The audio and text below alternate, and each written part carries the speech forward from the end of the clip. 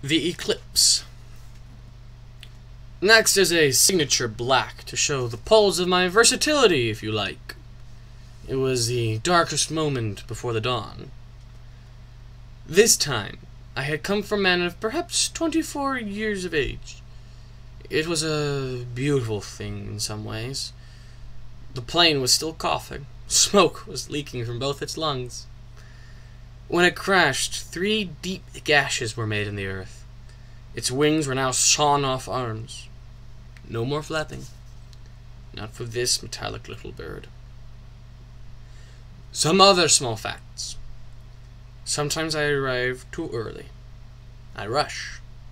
Some people cling longer to life than expected.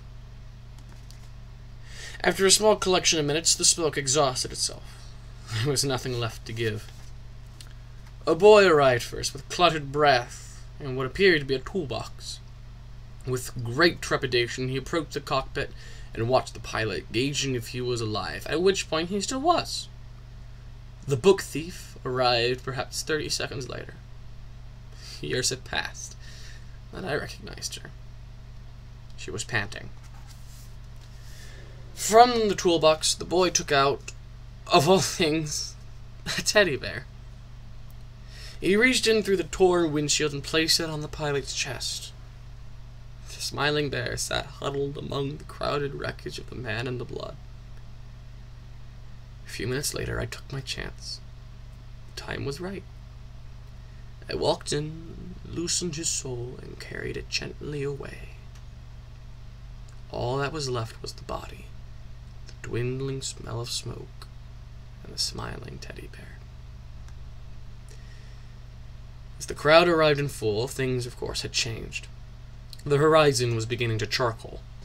What was left of the blackness above was nothing now but a scribble, disappearing fast. The man, in comparison, was the color of bone. Skeleton-colored skin. A ruffled uniform. His eyes were cold and brown, like coffee stains.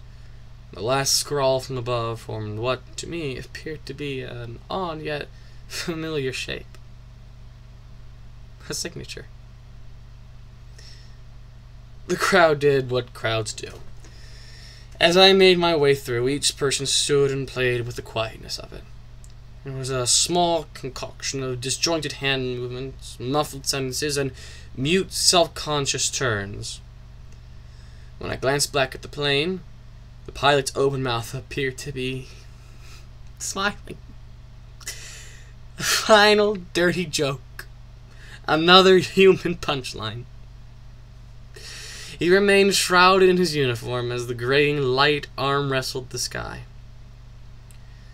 As with many of the others, when I began my journey away, there seemed a quick shadow again, a final moment of eclipse, the recognition of another soul gone.